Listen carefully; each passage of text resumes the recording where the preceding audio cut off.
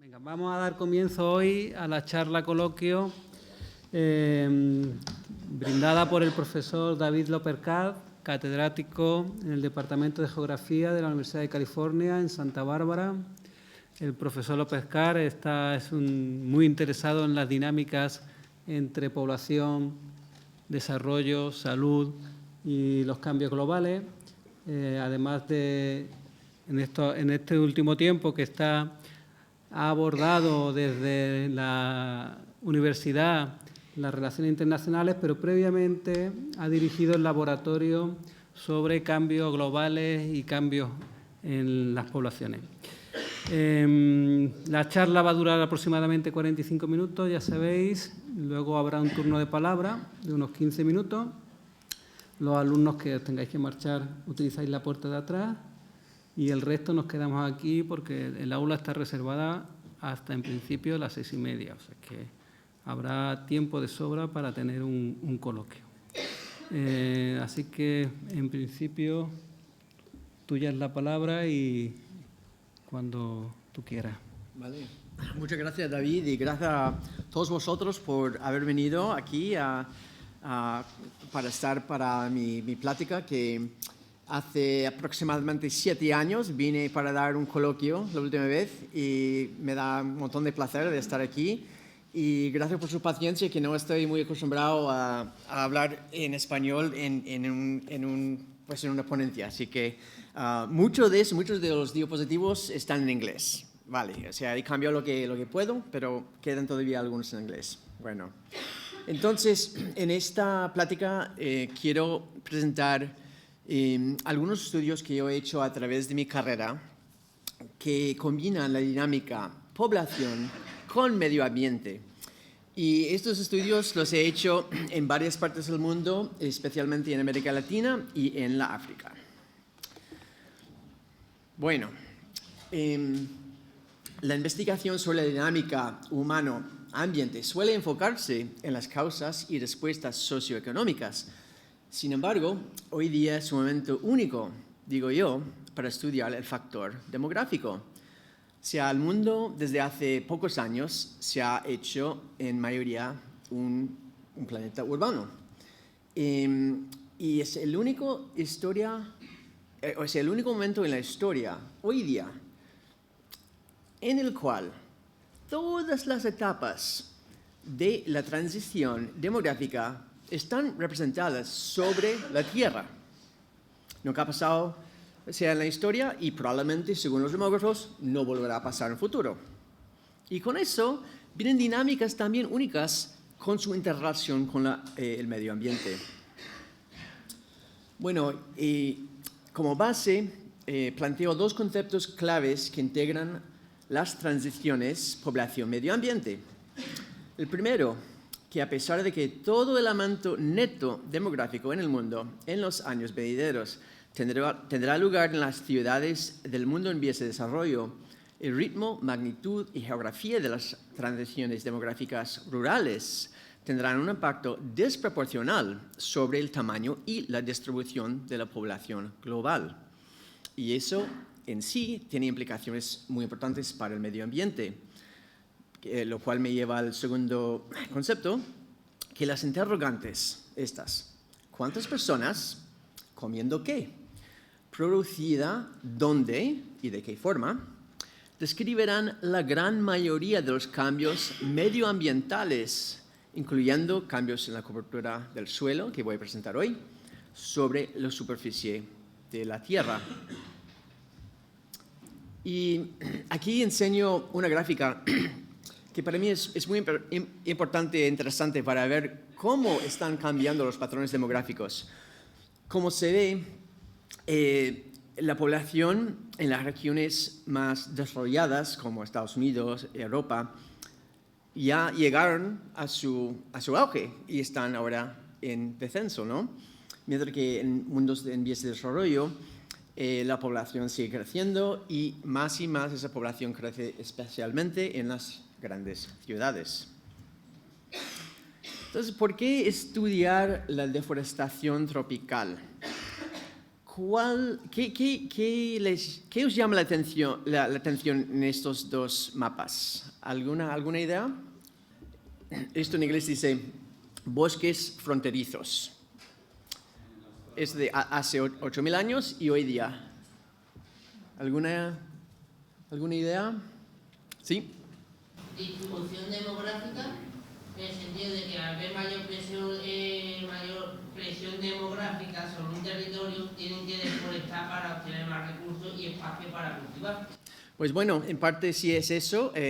Pues claro que la demanda y la producción también son factores increíblemente importantes, ¿no? No solo de demografía. Pero ¿por qué escojo hace 8.000 años? ¿Qué pasó aproximadamente hace 8.000 años?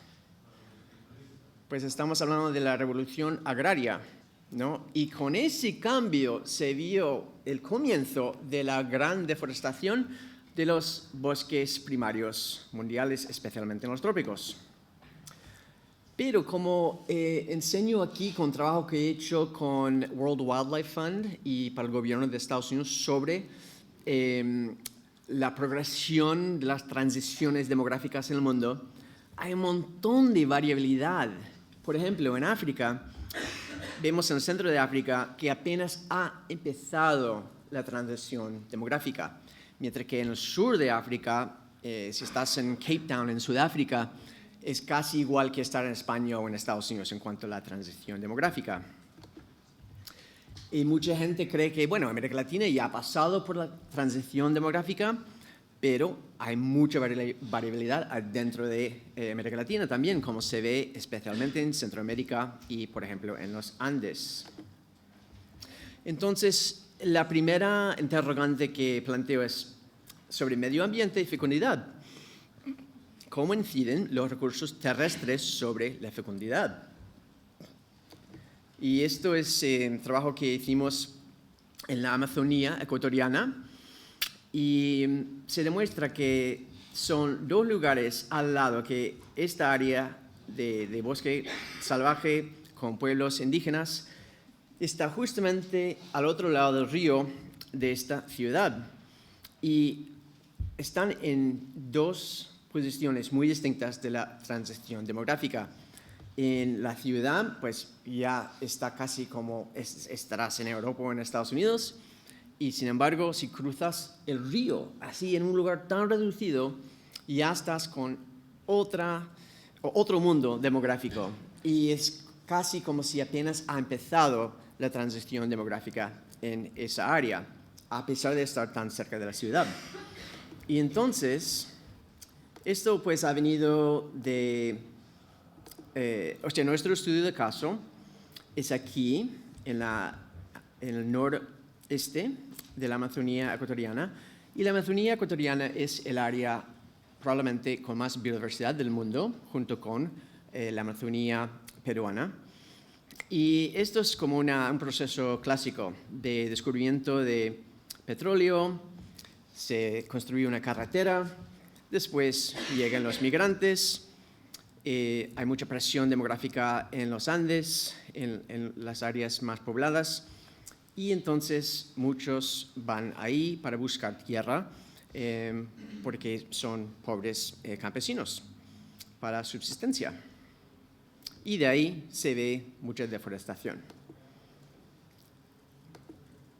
Pero entre muchas preguntas que hicimos, y no puedo presentar todo, obviamente, en tan poco tiempo, pero sobre la cuestión de que si hay más espacio, ¿será que la fecundidad de la gente es más alta?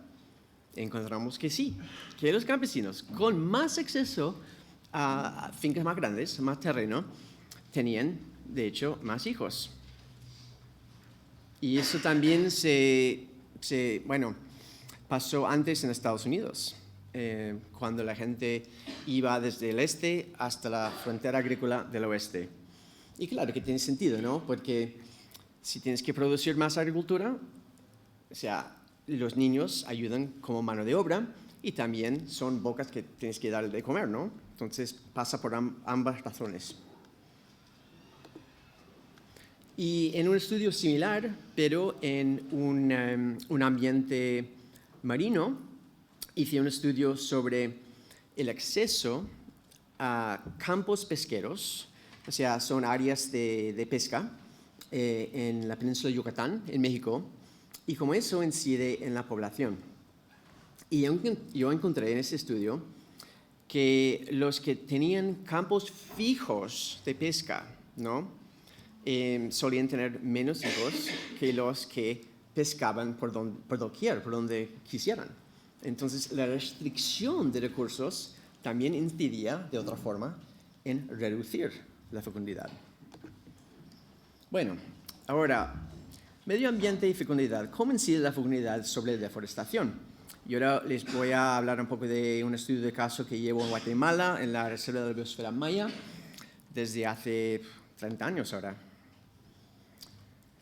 Pues la Reserva de la Biosfera Maya es aquí en verde y muchos de mis estudios tienen lugar justamente aquí en esta área, que es una área clave dentro de la Reserva de la Biosfera Maya, que se llama el Parque Nacional Sierra de Lacandón.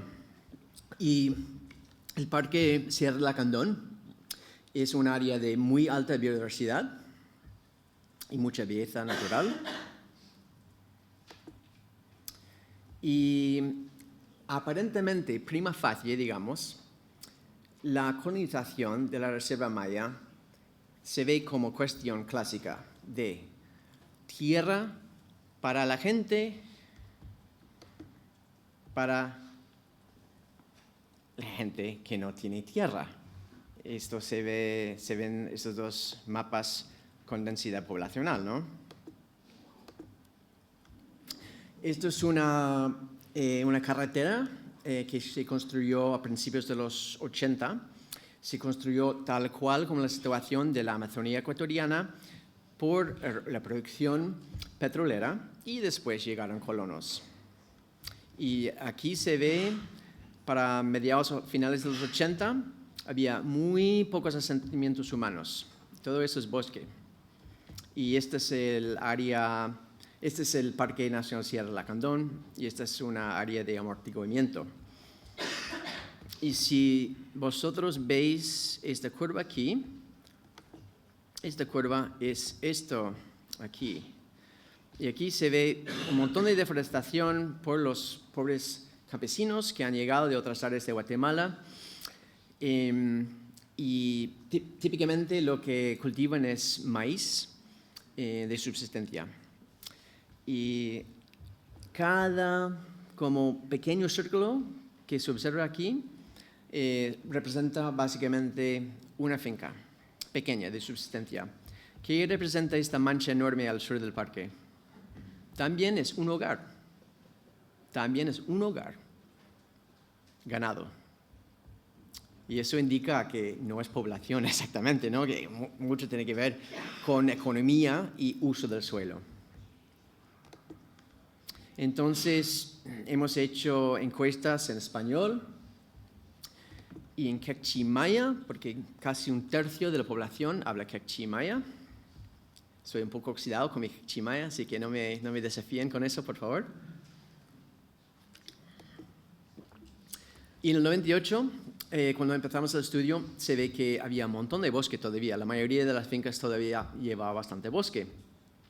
Estaban produciendo maíz de consumo para consumo doméstico y tienen bastante tierra en descanso, porque, claro, que aprovechan de los recursos que tienen un montón de bosque, entonces usan un ciclo agrícola muy grande. Entonces, si adelantamos al futuro, vemos 10 años, aproximadamente 10 años después, ¿qué pasa? Un montón de tierra en descanso, es decir, que esta es tierra que ya cultivaron y están dejando en descanso, pero claro, que ya no lleva la misma biodiversidad que antes. Y, preocupante, en cuanto a la conservación, se ve de repente un montón de incremento en el ganado. Para el 2018, el ganado ocupa aún más espacio en una finca promedio. Entonces estamos de repente, o sea, de hecho, supe hace un par de semanas que estamos recibiendo una bolsa de dinero del gobierno de Estados Unidos para seguir este estudio y vamos a seguir con otra ronda de encuestas en el campo de aquí a un año más o menos. Y claro que hay factores demográficos, que las comunidades más grandes suelen tener más expansión agrícola, pero también los hogares más grandes con más niños suelen usar más tierra para el cultivo del maíz y hacer más deforestación. Pero claro que la demografía no explica todo. También hay factores importantes político-económicos. Esta es la capital del estado de Petén, en el norte de Guatemala, que es la capital de ese estado.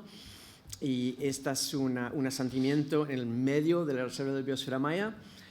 Y claro que si estás más ubicado más cercano a los mercados, pues deforestas más, o sea, despejas más bosque, obviamente. Y irónicamente, algo que no esperamos es que con el título de la tierra en la zona de amortiguamiento, que claro que dentro de la reserva no puedes tener como tierra propia, privada, ¿no?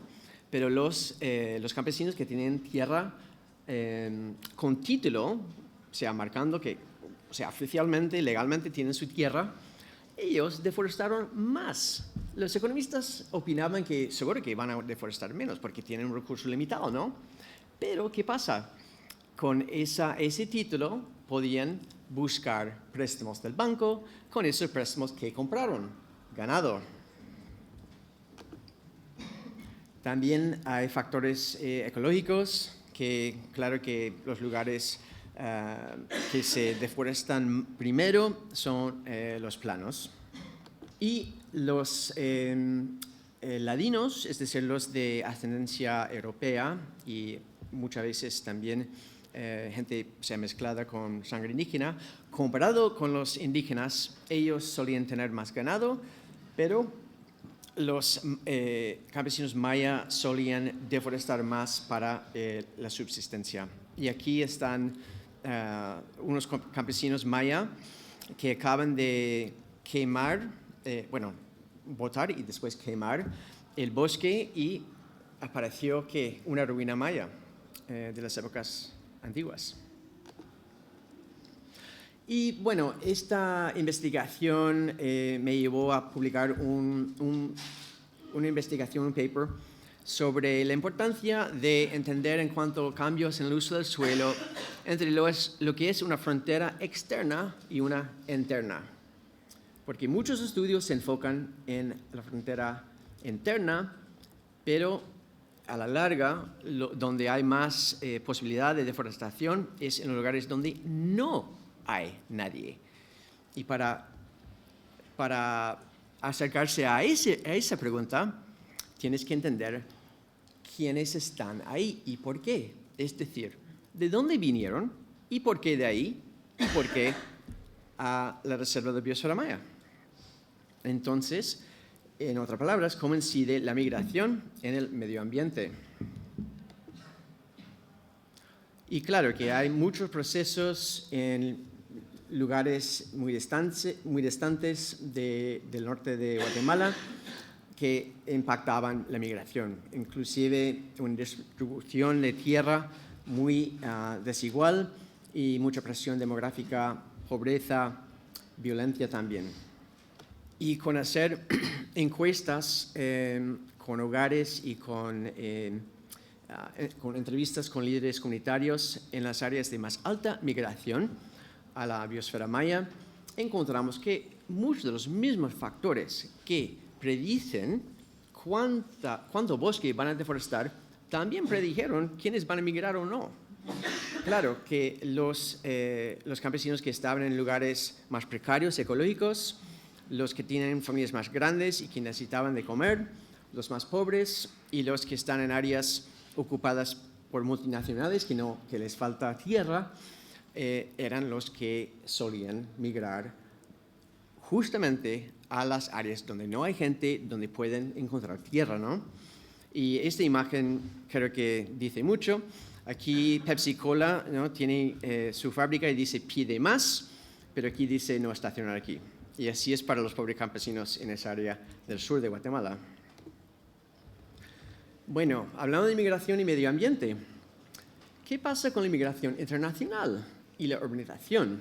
Y cómo pueden incidir esos procesos en los cambios de la cobertura boscosa. Primero voy a hablar un poco del proceso de remesas y segundo de la urbanización, globalización y consumo. Ese es el trabajo que hice con un estudiante de doctorado que ahora después fue profesor en la Universidad de Carolina del Norte de Geografía, Jason Davis, y nosotros queríamos saber qué pasa con las remesas de la gente que emigra, mucha gente de Centroamérica que emigra a Estados Unidos, envían remesas de vuelta a sus familiares en su país de origen, y hay muchos estudios sobre las inversiones de esa gente, ¿no? Que muchas veces se ha averiguado que la gente invierte primero en la educación de los niños, en mejorar la casa, cosas así, pero queríamos saber qué pasa con el medio ambiente. Y encontramos que esas remesas no van a la intensificación de la agricultura, cosa que habíamos pensado, ¿no? Porque hay falta de mano de obra. En vez de eso, va a la inversión en el ganado. Claro, porque hay falta de mano de obra, porque hay mucha gente en Estados Unidos, en esas familias, y con el ganado pueden ocupar el espacio agrícola sin necesitar mucho trabajo. Y eso, claro que no es buen indicador para el futuro de la conservación en el área. Ahora, hablando de urbanización, globalización y transiciones boscosas, pues mira, son dos mundos en vías de desarrollo. En América Latina tenemos a Argentina, Chile, Uruguay, lugares que son 90% urbanos, más que en Europa. Después tenemos países como Guatemala, Ecuador, Bolivia, que son aproximadamente la mitad de la gente viviendo en áreas urbanas y una gran mayoría de la gente en áreas rurales, todavía hablando idiomas indígenas. Así que cada país también tiene adentro de sí una variación muy notable. Y estos dos mundos están asociados con dos formas de consumo y de producción. La primera vía es el alto crecimiento demográfico, como se ve en áreas rurales, todavía en América Latina, especialmente en Centroamérica y cerca de los Andes, migración rural, baja tecnología, bajos rendimientos agrícolas, agricultura de subsistencia y alta pobreza. Eso, a medida que esos países van desarrollándose económicamente y hay una transición rural-urbana, entonces empieza una estabilidad demográfica y hasta que en el cono sur, pues una bajada en la población, migración rural-urbana e internacional, alta tecnología, altos rendimientos agrícolas, producción para exportar y una clase media en crecimiento. Entonces, tuvimos un proyecto hace como 10 años ahora sobre cambios en la cobertura boscosa en América Latina. Y fue, bueno, primero construimos lo que fue como una estimación de cambios en la cobertura boscosa más precisa hasta esa fecha. Ahora sí hay estimaciones más precisas, pero como una primera pregunta queríamos saber qué asociación puede haber entre la población y cambios en la tierra. Entonces, tenemos datos de todos los 15,000, algo así, no, perdón, 2,500 municipios. Sí, yo creo que sí, son como 16,000 municipios en total en América Latina. Tenemos los datos demográficos, cambios en la población del 2001 al 2010 y asociamos esos cambios con cambios en el bosque. ¿Qué encontramos? Pues primero, algo notable es, como habíamos mostrado antes, el crecimiento rural y urbano es muy diferente, ¿no? Que el rural dejó de crecer en América Latina aproximadamente hace ya 30 años, mientras que la población urbana sigue subiendo. Y con eso hace cualquier estudio intentando asociar las dos variables bastante difícil. Entonces, ¿qué encontramos? Encontramos absolutamente ninguna correlación entre cambio demográfico y deforestación a nivel continental de América Latina. Bueno, tenemos un proyecto fundado por el gobierno de Estados Unidos por más de $1 millón y claro que no podemos publicar ese resultado, ya estuvo, ¿no? Tenemos que indagar más. Y siendo buenos geógrafos, nos preguntamos, bueno, si no hay ninguna asociación a nivel continental, ¿puede haber a nivel regional? Y encontramos lo siguiente, que en diferentes áreas hay diferentes procesos, obviamente. ¿Qué está pasando aquí? Bueno, primero, lo rojo, deforestación, ¿no? Lo verde, reforestación. Y claro que en esta zona de Brasil, norte de Argentina, hay un montón de crecimiento de campos de soya. ¿Y qué se hace con la soya? ¿Se come? Menos de 1% se come. El 99% más se envía a la exportación, la mayoría a Asia, especialmente China, para dar de comer a los cerdos, a las gallinas, al pollo, ¿no? Para el consumo doméstico. Y con eso ha habido mucha deforestación en las últimas décadas, justamente por eso. Entonces, nada que ver con la población local, pero sí mucho que ver con la población internacional y las transiciones demográficas asiáticas de migración rural urbana y con eso otro tipo de vida, ¿no? Con sueldos mayores y más consumo de carne. Y con eso deforestación en América Latina. Aquí encontramos reforestación, o sea, se enverdeció esa área. ¿Por qué será? No hubo mucho cambio en la población. Y es una área bastante árida en el norte de México. Pues tanto aquí como en el noreste de Brasil, otra área bastante árida, hubo en la primera década de los 2000 un crecimiento anómalo en la precipitación, que también tiene que ver con el cambio climático, es consistente con el cambio climático. Entonces tiene que ver con la población, no directamente, pero quizás sí indirectamente. Y después vimos este patrón, como hemos visto en Guatemala, de pobres campesinos, sí crecimiento poblacional y más deforestación.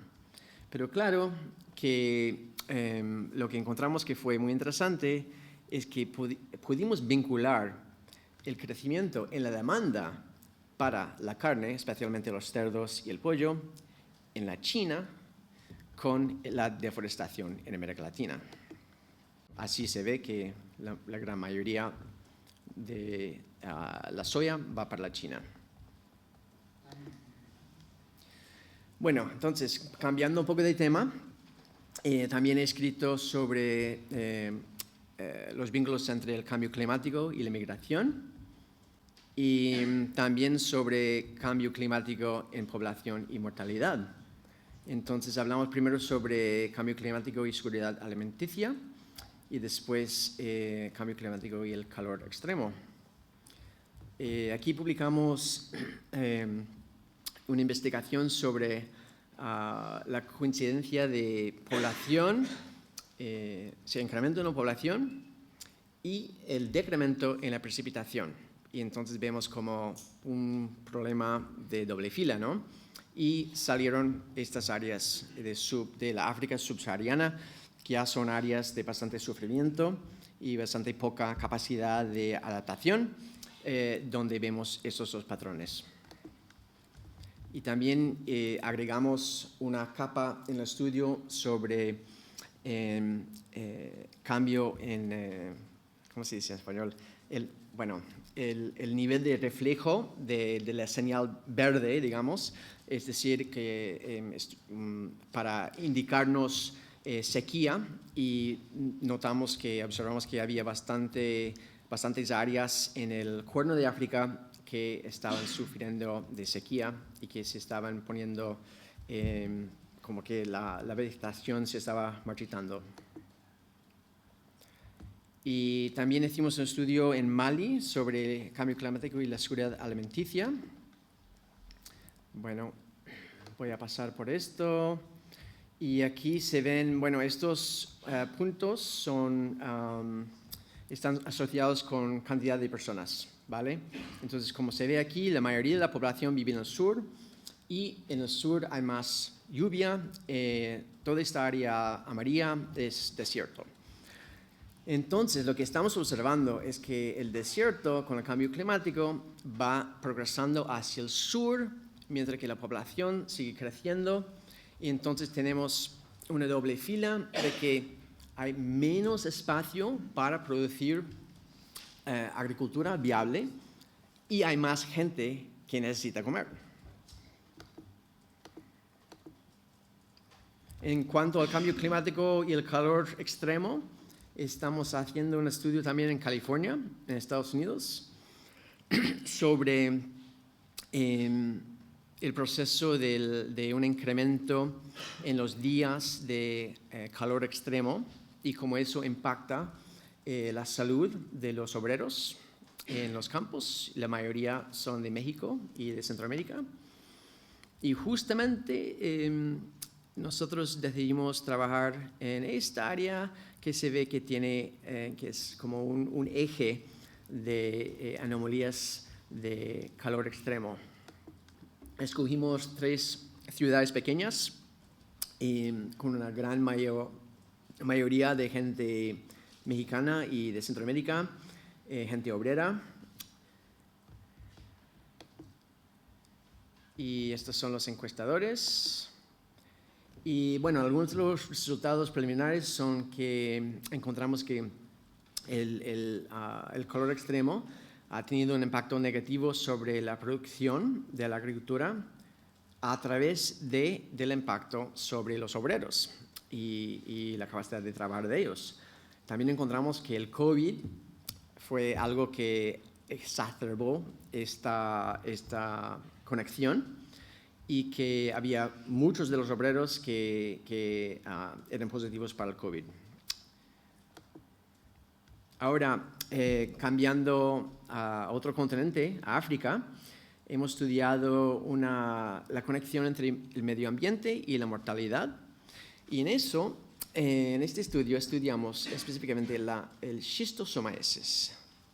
Y más o menos 700,000 personas viven en áreas con una alta incidencia de Schistosomiasis.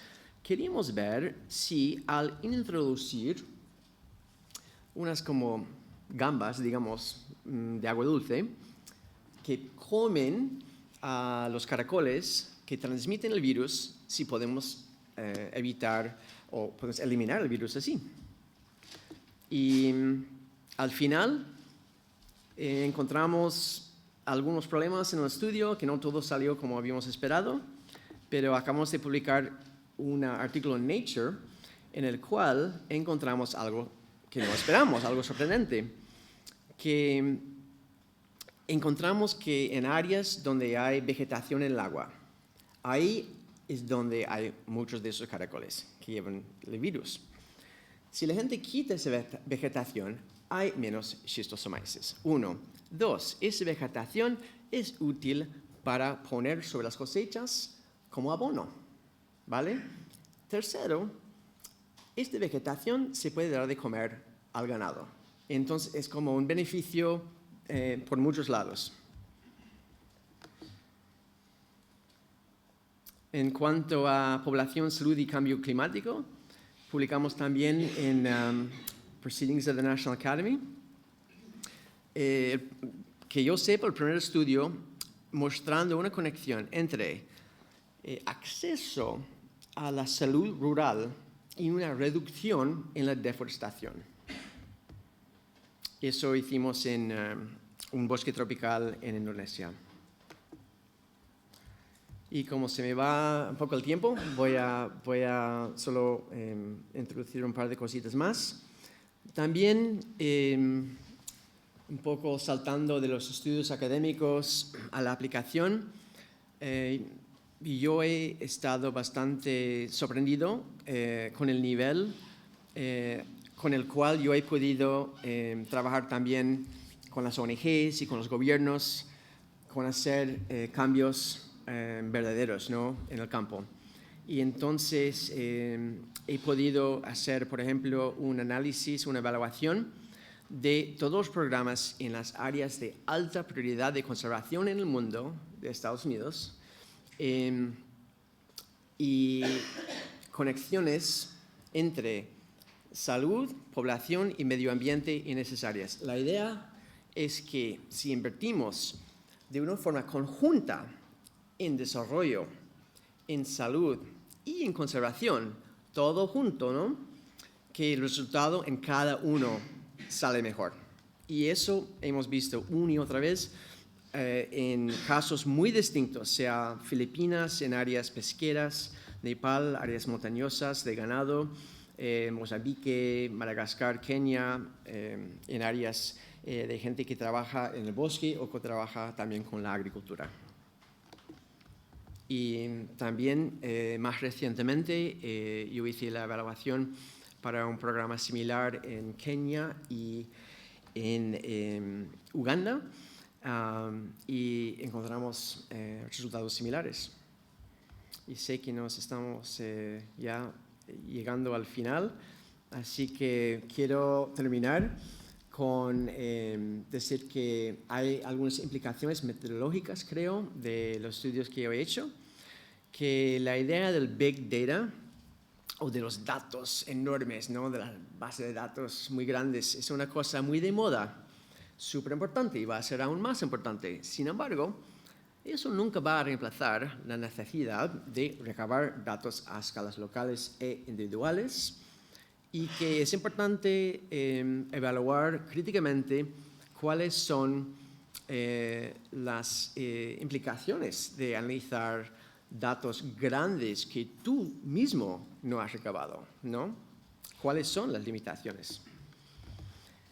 En cuanto a implicaciones políticas, bueno, son dos mundos y dos políticas adecuadas. Uno, el mundo más desarrollado, pues comer menos carne y reducir el uso ineficiente de hidrocarburos. Para el mundo en vías de desarrollo, apoyar las metas de desarrollo sostenible, SDG en inglés, de la ONU, perdón, eso dice OTAN, quiere decir la ONU. Ahora con lo de Ucrania estamos muy pensando en la OTAN. Invertir en la educación para todos, invertir también en el empoderamiento socioeconómico para las niñas y las mujeres específicamente y en el acceso a los servicios de salud para todos. Bueno, después de todo es un amanecer, un atardecer sobre las áreas protegidas y las áreas más vulnerables en el mundo en vías de desarrollo. Pues como pensé cuando yo llegué a esta esquina en el sur de Guatemala, con esta señal diciendo una vía aquí, dos vías aquí y para, no estoy seguro, pero sé que los procesos demográficos van a tener algo que ver y que no son estudiados lo suficientemente y que eso va a ser necesario para entender de una forma completa los problemáticos ser humano, medio ambiente. Gracias.